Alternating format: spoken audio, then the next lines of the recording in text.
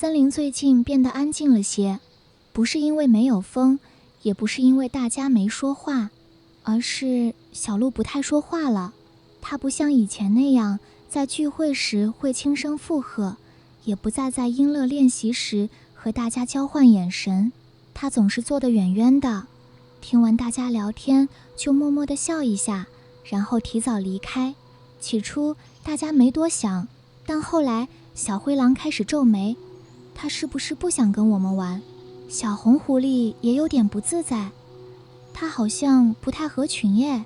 大家开始避开小鹿，不是不喜欢他，而是不知道该怎么靠近他。只有米米注意到了不同，小鹿总是比大家早到，但却最后一个才离开。他明明没说什么，但眼睛里总像藏着好多话。某天音乐练习结束后，米米慢慢地收拾东西，假装不经意地问小鹿：“你最近还好吗？”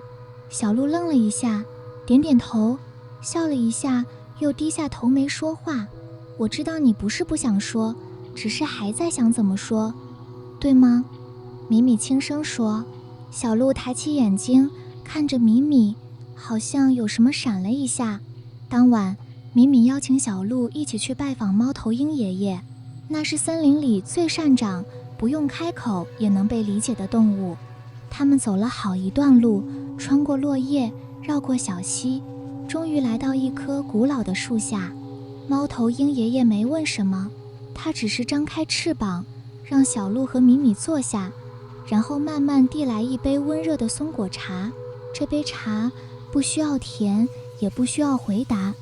他说。小鹿没有开口，但他的手指轻轻握着杯子，眼睛有些湿湿的。爷爷没有再说什么，只是点了点头，像是在说我知道。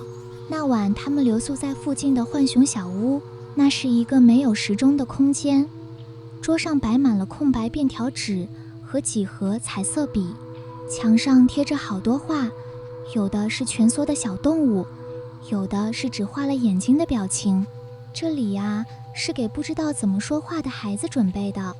浣熊边煮牛奶边说，有些人是用写的，有些人是用画的，还有一些人是用眼神说话的。小鹿走到便条纸前，拿起笔没有写字，只画了一对耳朵，长长的，垂住的，像是在听水的声音。米米站在他身旁，轻声说：“那是不是我？”小鹿看着他，第一次笑得有点像以前了。隔天一早，森林里的聚会又开始了，大家一样说说笑笑。小灰狼依旧说话直接，小红狐狸还是习惯在话题里转圈圈。这次小鹿来了，他坐在大家中间，没有讲很多话，也没有特别安静，他只是在小灰狼说完一段话后，轻声补了一句：“我也有一点这样想。”大家愣了一下，然后不约而同地笑了。后来米米在他的笔记本上写下，声音不只是用嘴巴说，有时候是眼神，有时候是动作，有时候是静静地坐在你旁边的那个人，而最珍贵的声音是那个终于愿意让自己被听见的自己，给还在学习开口的你。没关系，我们等你，不用急，你不说话的样子也值得被理解。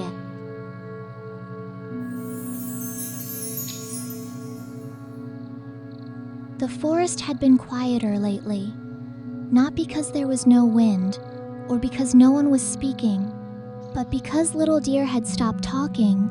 She no longer chimed in during gatherings, and didn't exchange glances during music practice. She always sat a little farther away, listened to everyone chat, smiled softly, and left early. At first, no one thought much of it, but later, Little Gray Wolf began to frown. Does she not want to play with us anymore? Even Little Red Fox looked uneasy. She seems kind of distant. Everyone started to avoid Little Deer, not because they disliked her, but because they didn't know how to approach her. Only Mimi noticed something was different. Little Deer always arrived earlier than everyone else and left last. She didn't say much, but her eyes always seemed to carry many things she didn't speak. One day, after music practice, Mimi slowly packed up, then casually asked, "Are you okay lately?" Little Deer froze for a second. She nodded, smiled a little, then lowered her head again. "I know you don't not want to speak," Mimi said gently. "You're just still figuring out how to."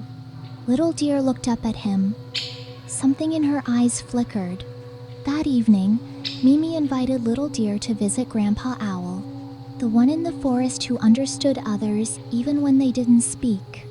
They walked a long way, through fallen leaves and across small streams, until they reached an old tree. Grandpa Owl didn't ask any questions. He simply spread his wings, let them sit down, and slowly passed over a warm cup of pinecone tea. "This tea doesn't need sugar," he said, "and it doesn't need an answer." Little Deer didn't speak, but her fingers held the cup gently. Her eyes shimmered slightly. Grandpa Owl said no more. He only nodded as if to say, "I know." That night, they stayed at Raccoon's small wooden house nearby. There was no clock on the wall. On the table were blank note papers and boxes of colored pencils. The walls were covered with drawings, some of curled up animals, some with only eyes, full of quiet feelings. "This place," said Raccoon while heating milk, "is for the ones who don't know how to speak yet. Some people write, some people draw, some speak with just their eyes." Little Deer walked up to the note table and picked up a pen. She didn't write words. She only drew a pair of ears long, drooping, listening intently. Mimi stood beside her and whispered, "Are those mine?" Little Deer looked at him, and for the first time in a while, her smile looked like it used to. The next morning, the forest gathering started again. Everyone laughed and chatted like usual. Little Gray Wolf spoke directly as always, and Little Red Fox still spun in and out of conversations. This time, Little Deer came too. She sat among them, not overly quiet, but not especially talkative either. After Little Gray Wolf finished a sentence, Little Deer softly added, "I think I kind of feel that way too." Everyone paused, then smiled. Later, Mimi wrote in his notebook, "A voice isn't only spoken out loud. Sometimes it's in a glance, sometimes in a gesture, and sometimes in the one who simply sits beside you. And the most precious voice is the one that finally dares to be heard. It's okay. We'll wait. You don't need to rush. Even when you're silent, you deserve to be understood."